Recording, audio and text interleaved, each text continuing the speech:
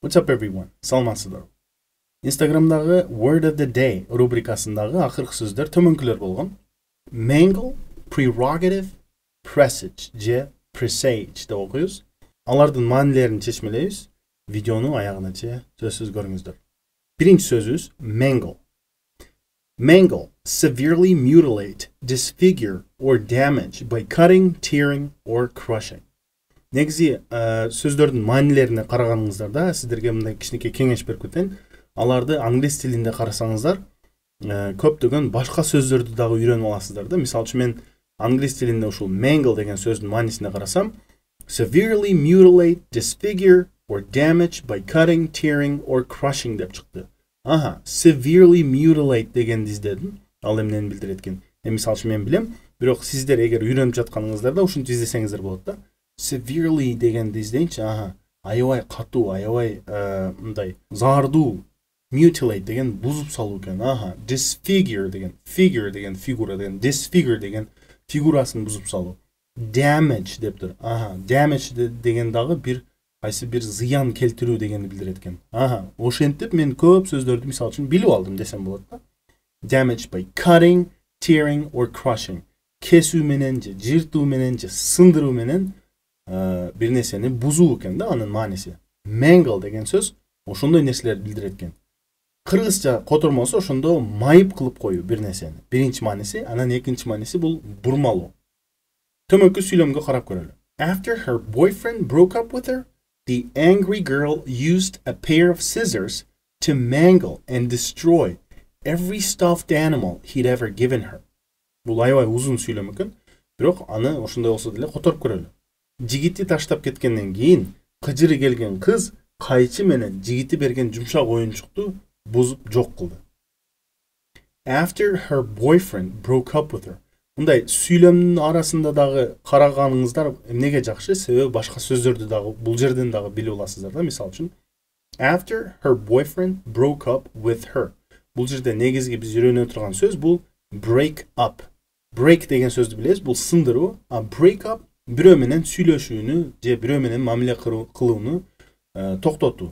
Көп учурларда бул жигит менен кыздын ортосунда болуп калышы мүмкүн да. Болуп калышы мүмкүн эмес, ошондой эле. Бул кыз менен кыз жигиттин ортосунда мамилени токтошу. Break up. Мисалы үчүн I broke up with my girlfriend or I broke up with my boyfriend десеңиздер болот да. Мен кызым менен сүйлөшпөй койдум деген учурларга да эми бул. Анын жигити аны менен сүйлөшпөй койгондон кийин the angry girl, кыжыры келген кыз, же кыжырданып турган кыз, used, колдонду, a pair of scissors. Scissors деген бул жерде кайчы. Негизи scissors дегенди өзүнчө деле колдонсоңуздар болот. Scissors. Эмнеге pair of scissors? Жуп.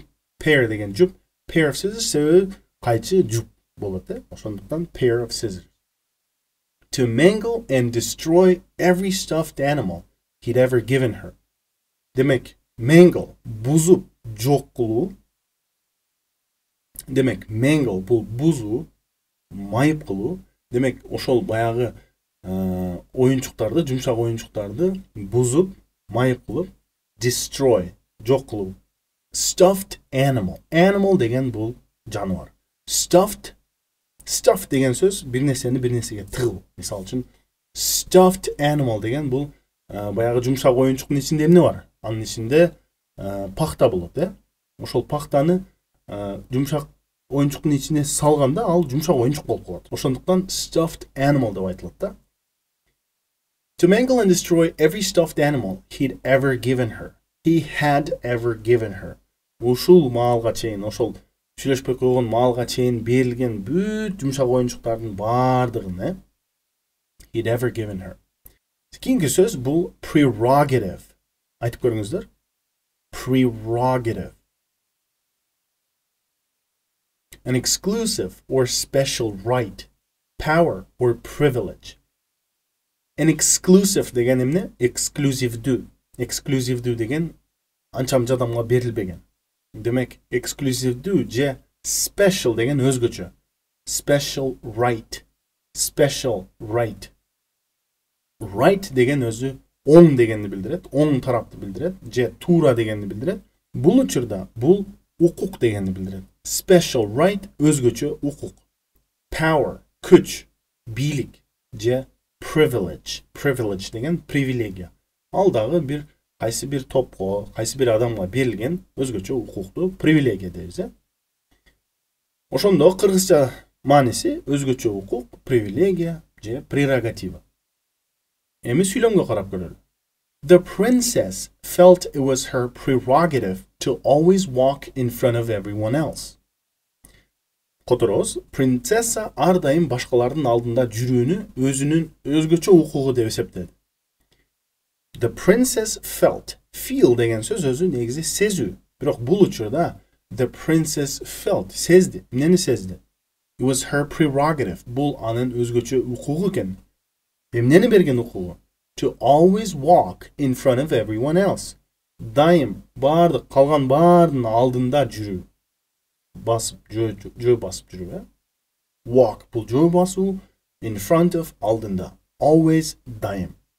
Окей, кийинки сөз presage же presage. Айтып көрүңүздөр. Presage же presage. Мунун мааниси foreshadow, foretell, predict. Ушул үч сөз экен да маанилери. Кыргызчага которсок, алдын ала белги берүү, алдын ала айтуу. Бир нерсени алдын ала белги берүү. Сүйлөмгө карайбыз. Dark clouds normally presage a storm. Же dark clouds normally presage a storm. Которсок, кара булуттар көбүнчө катуу шамалдын белгиси. Эми dark бул кара же караңгы. Мисалы үчүн азыр караңгы деш үчүн it's dark деп айтышым керек да. Бирок it's not dark right now, right? It's not dark here. It's dark outside. Сыртта караңгы.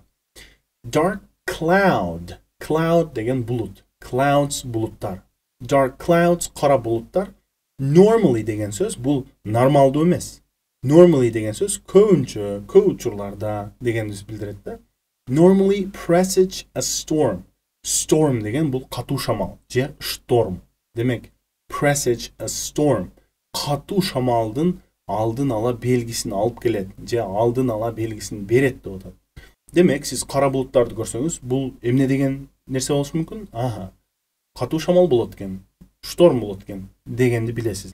Демек presage бул бир нерсенин келатканынын белгиси. Dark clouds normally presage a storm.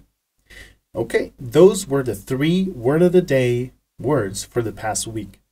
Бул ошол өткөн аптанын 3 word of the day, күндүн сөзү рубрикасындагы сөздөр болду.